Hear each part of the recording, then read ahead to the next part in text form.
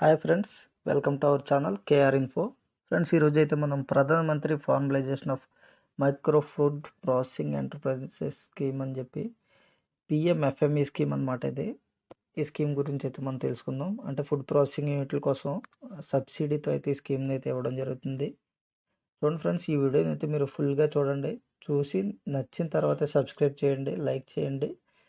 ఒకవేళ ఈ వీడియో మీకు ఉపయోగపడకపోయినా సరే, నిరుద్యోగులు ఎవరైనా ఉంటే వాళ్ళు సబ్సిడీతో ఈ లోన్ తీసుకొని ఈ ఫుడ్ ప్రాసెసింగ్ యూనిట్లు అనేది పెట్టుకోవడానికి అవకాశం ఉంటుంది. వాళ్ళకి షేర్ చేయండి. ఈ ఫుడ్ బిజినెస్ అనేది కూడా ఇప్పుడు చాలా డెవలప్డ్గా ఉంది. అంటే మ్యాక్సిమం ఎర్నింగ్ ఉంటుంది దీంట్లో. అది ఫ్రెండ్స్, ఈ స్కీమ్లో అయితే మనకి 35% సబ్సిడీతో దాదాపు 10 లక్షల వరకు కూడా మనకి 35% సబ్సిడీతో మనకి లోన్ అయితే ఇవ్వడం జరుగుతుంది. ఇది సెంట్రల్ గవర్నమెంట్ స్కీము పూర్తిగా ఇదనమాట. దీని గురించి వివరాలు ఏంటి, అసలు ఈ అర్హులు ఎవరు ఏంటనేది మీకు అయితే వివరిస్తాను నేను. చూడండి ఫ్రెండ్స్, వీడియోని అయితే ఎక్కడ స్కిప్ చేయకుండా చూడండి.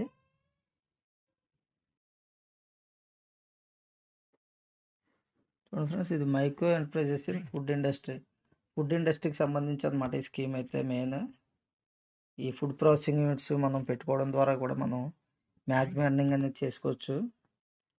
అది ఎలాగా ఏంటనేది కూడా మీకు చెప్తాను నేను. చూడండి ఫ్రెండ్స్, ఇక్కడ ఎలిజిబిలిటీ అయితే మనకి చూడండి. Individuals, partnership firms with ownership right of the enterprise. అంటే ఇండివిజువల్ స్వతంత్రంగా, లేకపోతే పార్ట్నర్షిప్ ద్వారా ఫర్మ్ ఉన్న వాళ్ళు ఎవరైనా సరే అప్లై చేసుకోవచ్చు. అంటే ఫర్మ్ అనే కాదు, ఫర్మ్ క్రియేట్ చేసుకొని కూడా అప్లై చేసుకోవచ్చు. దీంట్లో existing micro food processing units and the survey of verified by the resource persons. అంటే ఆల్రెడీ ఎగ్జిస్టింగ్ యూనిట్స్ కూడా అప్లై చేసుకోవచ్చట.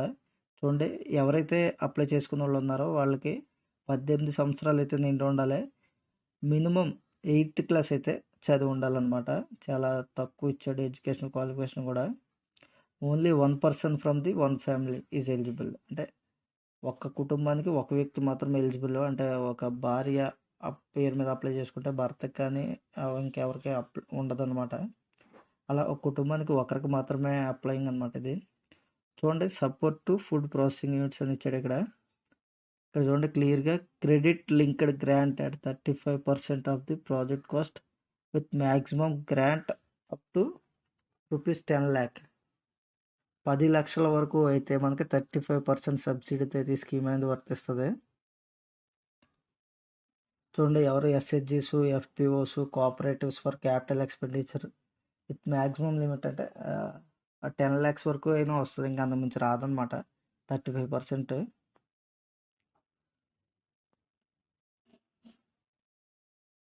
ఇక్కడ చూడండి, procedure for applying for upgradation అని చూసారా. Applications would be invited at the district level. జిల్లా స్థాయిలో అనేది అప్లికేషన్ ఇన్వైట్ చేయడం అయితే జరుగుతుంది. ఆన్గోయింగ్ బేసిస్ అనమాట ఇది. ఒకసారి మనం యూనిట్స్ అనేది పెట్టుకునే ముందు కూడా మనం దీని గురించి మనకు పూర్తిగా అవగాహన అనేది ఉంటే మనం ఈ యూనిట్లు పెట్టుకోవడం ద్వారా ఫుల్ ఎర్నింగ్ అయితే చేయొచ్చు. ఇవి మనకి కేవలం సెంట్రల్ గవర్నమెంట్ స్కీమ్స్లోనే ఫ్రెండ్స్ ఈ బెనిఫిట్స్ ఎక్కువ బాగుంటాయి. ఈ సబ్సిడీస్ కానీ ఇవి చాలా బాగుంటాయి అన్నమాట. చూడండి ఫ్రెండ్స్, ఇక్కడ procedure with banks for grant అని ఇచ్చాడు కదా. చూడండి, నేషనల్ లెవెల్ అయితే nodal bank would be appointed for disbursement of subsidy to the banks.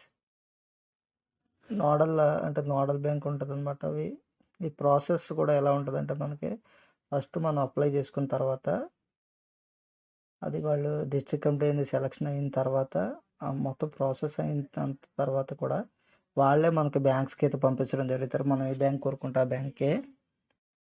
ఇదైతే సెంట్రల్ గవర్నమెంట్ ఒక 60%, స్టేట్ గవర్నమెంట్ ఒక 40% కాంట్రిబ్యూషన్తో అయితే ఇస్తారు. ఇది అంటే ఇది స్కీమ్ అంటే ఈ సబ్సిడీ అమౌంట్ అనేది మాత్రం షేర్ చేసుకోవడం అయితే జరుగుతుంది అన్నమాట. అంతే, మిగిలిన స్కీమ్ అంతా కూడా ఇది సెంట్రల్ గవర్నమెంట్ స్కీమ్ ఫుల్గా.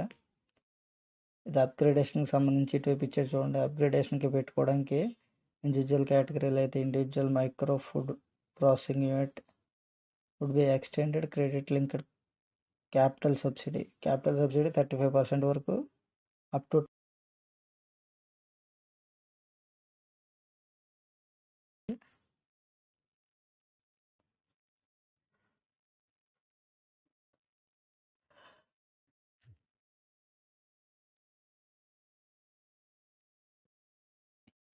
చూడండి ఇక్కడ ప్రాసెస్ అయితే చూడండి, units interested in availing the benefits. Unit అనేది మనం సెలెక్ట్ చేసుకున్న తర్వాత డిస్ట్రిక్ట్ రిసోర్స్ పర్సన్స్ అంటే జిల్లా స్థాయి అధికారుల దగ్గరికి వెళ్తే మనం దీనికి సంబంధించి వాళ్ళ దగ్గర నుంచి అప్లికేషన్ అని సెండ్ చేస్తారు. అది approval from district level committee state nodal agency ద్వారా అప్రూవల్ అయిన తర్వాత బ్యాంక్కి రికమెండేషన్ అయితే వెళ్తుంది అనమాట. అది ప్రాసెస్.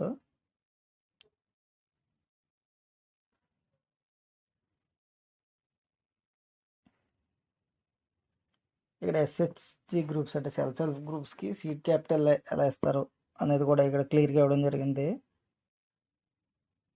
ఒక మెంబర్కి 40,000 రూపీస్ వరకు అయితే ఇస్తారనమాట.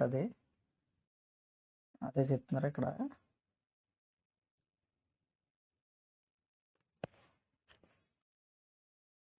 చూడండి ఇక్కడ బ్రాండింగ్ అండ్ మార్కెటింగ్ సపోర్ట్ కూడా కల్పిస్తుంది అనమాట గవర్నమెంట్ మనకి.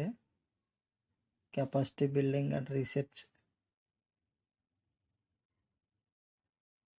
చూడండి ఇక్కడ ట్రైనింగ్ కూడా ప్రొవైడ్ చేస్తారు వీళ్ళు మనకి అవసరం అయితే. నిఫ్టెమ్ అండ్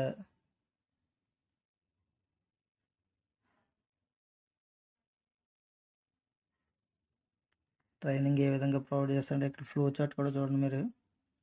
క్లస్టర్ లెవెల్లో, డిస్ట్రిక్ట్ లెవెల్లో అనేది ఇస్తారనమాట మనకి ట్రైనింగ్. ఇంకా ప్రొసీజర్ ఫర్ అప్లయింగ్ కూడా చూడండి ఇక్కడ. దీనికి పార్ట్నర్ ఇన్స్టిట్యూషన్స్ కూడా ఇచ్చాడు అనమాట దీనికి.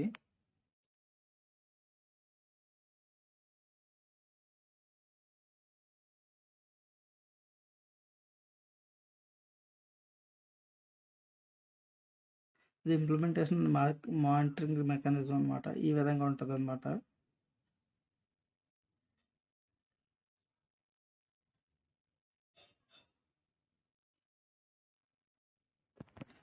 మనకి డిపిఆర్ అనేది మ్యాండేటరీ ఫ్రెండ్స్. డిపిఆర్ అనేది కరెక్ట్గా ఉండాలి, అవన్నీ చూసుకోవాలి. ఇది ఫ్రెండ్స్ ఈ వీడియో అయితే. ఇంకేమైనా డౌట్స్ ఉంటే కామెంట్ చేయండి. వీడియో నచ్చినట్లయితే సబ్స్క్రైబ్ చేయండి, లైక్ చేయండి, షేర్ చేయండి. ఈ వీడియో మీకు ఉపయోగపడకపోయినా సరే మీ చుట్టూ ఉన్న నిరుద్యోగులు ఎంతోమందికి ఉపయోగపడవచ్చు. కొద్దిగా కాకపోయినా కొద్దిగానే ఇన్ఫర్మేషన్ గ్యాదర్ అవ్వచ్చు. ఒకవేళ ఏమైనా డౌట్స్ ఉంటే మాత్రం కన్ఫర్మ్గా కామెంట్ చేయండి, రిప్లై అయితే ఇస్తాను.